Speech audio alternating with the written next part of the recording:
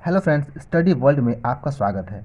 आज की वीडियो में हम देखेंगे घनाभ के बारे में। ठीक है, घनाभ क्या होता है और इसमें फलक क्या होते हैं, शीर्ष क्या होता है, किनारे क्या होते हैं और विकर्ण क्या होता है। ठीक है, इन सब के बारे में जानेंगे और इससे संबंधित इसके सूत्र भी बनाना सीखेंगे। ठीक है, देखिए, एक बार अगर आप इसके सूत्र बनाना जान गए तो आपको ये कभी भूलेंगे नहीं और आपको याद करने की कोई ज़रूरत भी नहीं है, क्योंकि जब चाहे तब आप इस सूत्र को बना सकते हैं। ठीक है, तो इसको आप समझिए। तो चलिए वीडियो स्टार्ट करते हैं। देखिए, इसको हम घनाभ कहते हैं। ठीक है, इसमें जो ये ऊपर का आयताकार सतह दिखाई दे रहा है, इसको हम कहते हैं फलक या पृष्ठ भी कहते हैं। ठीक है, तो इसमें टोटल 6 फलक होते हैं। जो फलक होते हैं 6 फलक होते हैं। देखिए, ये ऊपर एक फलक होता है और ठीक इसके नीचे ये फलक होता है एक। ठीक है, और इस साइड में एक फलक है और इधर भी एक फलक है और ये एक फलक है यहाँ पे खड़ा और इसके पीछे एक फलक होता है। ठीक है, तो टोटल कितने फलक होते हैं? 6 फलक होता है। और इसमें अब शीर्ष कितने होते हैं? देखिए, इसको हम कहते हैं शीर्ष। ये जो कोना है इसको हम कहते हैं शीर्ष।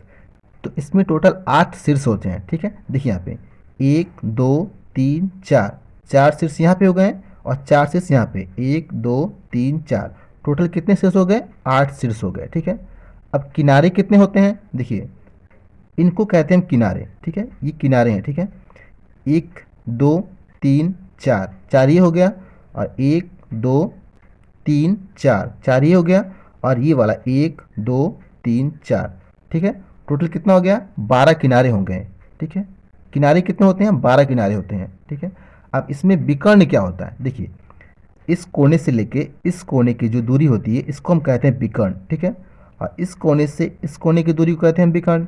ठीक है, यानी कि टोटल इसमें कितने? 4 विकर्ण होते हैं। देखिए, यहाँ से यहाँ तक एक विकर्ण हो गया और यहाँ से यहाँ तक एक विकर्ण हो गया और फिर यहाँ से लेके यहाँ तक एक विकर्ण हो गया और इस कोने से लेके इस कोने तक ये भी एक विकर्ण हो गया। यानी कि टोटल कितना? 4 विकर्ण होता है। ठीक है, अब देखिए, इसके टोटल जो ये फलक होते हैं यानी कि पृष्ठ जो होते हैं ये सब आयताकार होते हैं। ठीक है, और इसके आमने सामने की जो पृष्ठ होती है वो समान क्षेत्रफल के होते हैं।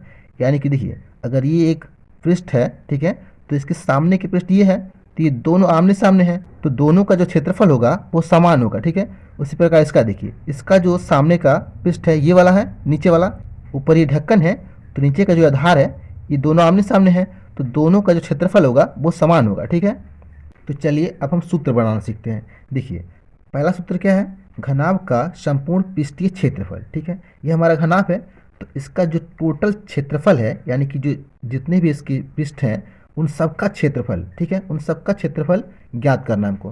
तो कैसे निकलेगा? देखिए, तो सबसे पहले हम क्या करेंगे, जो नीचे का ये पृष्ठ है इसका हम क्षेत्रफल निकालेंगे। ठीक है, तो क्षेत्रफल बराबर क्या होता है? लंबाई गुणे चौड़ाई। तो ये लंबाई और गुणे चौड़ाई। ठीक है, तो इसका क्षेत्रफल निकल जाएगा। तो देखिए यहाँ पे इसका लंबाई क्या है? L और चौड़ाई ये B।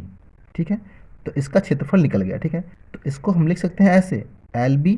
ठीक है, L इंटू बी, इसको हम LB लिख सकते हैं। ठीक है, तो इसका क्षेत्रफल निकल गया। तो हम जानते हैं कि घनाभ के आमने सामने की जो पृष्ठ होती है उसका क्षेत्रफल क्या होता है? समान होता है। तो जो क्षेत्रफल इसका होगा ऊपर वाले का क्षेत्रफल भी उतना ही होगा। तो क्या करेंगे हम? अब इसमें इसका क्षेत्रफल ऐड कर देंगे, तो प्लस LB, इसका भी क्षेत्रफल क्या होगा? LB होगा। ठीक है, तो अब इन दोनों को जोड़ेंगे। अब तो कितना होगा? LB प्लस LB यानी कि 2LB ये होगा। अब ये नीचे का और ऊपर का निकल गया क्षेत्रफल। अब देखिए, अब इस सामने वाले का निकालेंगे। ठीक है, जो सामने पृष्ठ है ये खड़ा पृष्ठ जो है इसका निकालेंगे। तो इसका क्षेत्रफल कितना होगा? इसकी लंबाई ये है। ठीक है, और ये जो ऊंचाई है ये इसका चौड़ाई है। ठीक है, तो ये लंबाई और ये चौड़ाई कितना होगा? देखिए, L और ये H। ठीक है, इसका क्षेत्रफल हो जाएगा। तो प्लस, अब देखिए, इसका क्षेत्रफल तो निकल गया, तो इसके सामने का जो पृष्ठ है उस साइड उसका भी तो क्षेत्रफल इसके समान होगा, क्योंकि आमने सामने की पृष्ठ का क्षेत्रफल क्या होता है? समान होता है। अब उसका क्षेत्रफल कितना होगा? उसका भी LH होगा। अब इनको क्या करेंगे? हम जोड़ेंगे, तो क्या होगा? LH प्लस LH 2LH होगा। अब इसका निकल गया नीचे का और ये साइड का निकल गया। अब ये पृष्ठ बचा है, तो इसका क्षेत्रफल क्या होगा? देखिए, इसका माप क्या है? ये हमारा B है। ठीक है, और ये कितना है? ये H है। यहाँ पे ये H है तो ये भी H होगा, तो B इंटू H। तो इसका क्षेत्रफल निकल जाएगा। देखिए यहाँ पे ये बी और एच, ठीक है, प्लस इसका क्षेत्रफल निकल गया और इसका कितना होगा, इसके समान होगा। दोनों आमने सामने हैं तो दोनों का क्षेत्रफल क्या होगा, समान होगा। तो इसका भी कितना होगा, इसका भी होगा बी और एच। अब दोनों को हम जोड़ देंगे तो कितना होगा, 2BH, ठीक है। अब सबका निकल गया। अब इन सबको हम क्या करेंगे, जोड़ देंगे। देखिए यहाँ पे इन सबको जोड़ेंगे। पहले इसको लिखेंगे हम 2LB, फिर प्लस इसको लिखेंगे 2LH, फिर प्लस इसको लिखेंगे 2BH, ठीक है। अब इन सब में क्या है, 2 कॉमन है तो 2 को बाहर निकाल लेंगे। अब इसको लिखेंगे LB। जब 2 को कॉमन निकाल लिए तो यहाँ पे कितना बचा, LB बचा, प्लस यहाँ कितना बचा, LH बचा, प्लस यहाँ कितना बचा, BH, ठीक है। तो ये हमारा सूत्र हो जाएगा किसका, घनाभ का संपूर्ण पृष्ठ का क्षेत्रफल, ठीक है। ये हमारा सूत्र हो जाएगा। इसमें L क्या है, L है लंबाई, B क्या है, ये है चौड़ाई, ठीक है, और प्लस ये क्या है, ये है लंबाई, और H क्या है, ये है ऊंचाई, ठीक है, प्लस ये क्या है, चौड़ाई, ये H है ऊंचाई, ठीक है। समझ गया। आप देखते हैं नीचे वाला, इसमें क्या है, खनाभ का पार्श्व पृष्ठीय क्षेत्रफल, ठीक है। पार्श्व पृष्ठीय क्षेत्रफल का मतलब क्या होता है, पहले समझिए इसको। देखिए इसके ऊपर और नीचे, ठीक है, यानी कि जो नीचे का ये पृष्ठ है ये, और ऊपर का ये जो पृष्ठ है ये, इन दोनों को छोड़ के जितने भी ये साइड के पृष्ठ हैं इन सबको कहते हैं पार्श्व पृष्ठ, ठीक है। तो इन्हीं का हमको क्षेत्रफल निकालना है। तो इसका और इसका छोड़ के इन सब का क्षेत्रफल निकाल देंगे, ठीक है। देखिए कैसे निकालेंगे। देखिए यहाँ पे ये हमारा घनाभ हो गया, ठीक है। तो हम ऊपर का ढक्कन इसको छोड़ देंगे और नीचे का जो पृष्ठ है इसको छोड़ देंगे और साइड साइड का हम निकालेंगे, ठीक है। कैसे निकालेंगे, पहले निकालेंगे हम इसका। तो इस पृष्ठ का क्षेत्रफल कैसे निकालेंगे, इसकी लंबाई L और ऊंचाई H, ठीक है। तो लंबाई L और ऊंचाई H, ठीक है। इसका क्षेत्रफल निकल गया। तो इसके ठीक सामने की जो ये पृष्ठ है इसका भी क्षेत्रफल क्या होगा, इसके समान होगा, क्योंकि दोनों आमने सामने हैं, ठीक है।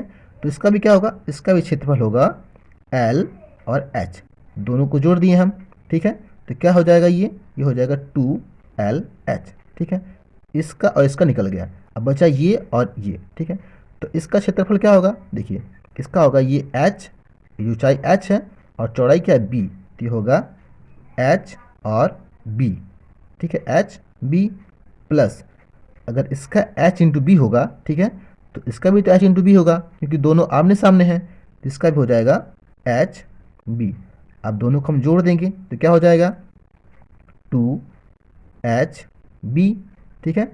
अब देखिए अब इन सबको जोड़ देंगे तो क्या होगा, इसका पार्श्व पृष्ठीय क्षेत्रफल निकल जाएगा, ठीक है। तो इन दोनों को हम जोड़ेंगे। देखिए 2LH और प्लस ये 2HB, ठीक है। देखिए इन दोनों में क्या है, ये कॉमन है, 2 कॉमन है और ये पे H कॉमन है, तो इसको हम निकाल लेंगे। लिखेंगे 2H कॉमन है, 2 और H कॉमन है, इसको हम निकाल लिए। अब बचा क्या, बचा यहाँ पे L, तो L प्लस यहाँ क्या बचा, यहाँ बचा B। तो ये हमारा क्या हो गया, सूत्र हो गया, ठीक है। पार्श्व पृष्ठीय क्षेत्रफल का ये सूत्र हो गया हमारा, ठीक है।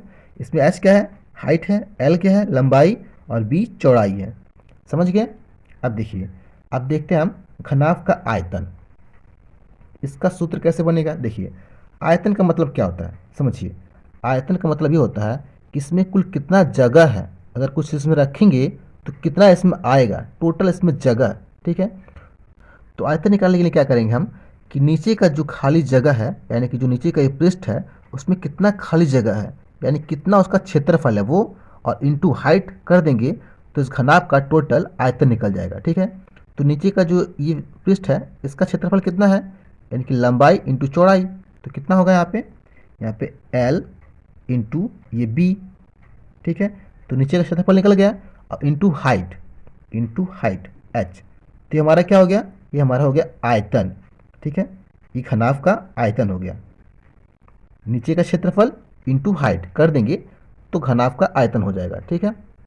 अब देखिए, अब देखते हैं हम घनाभ का परिमाप, ठीक है।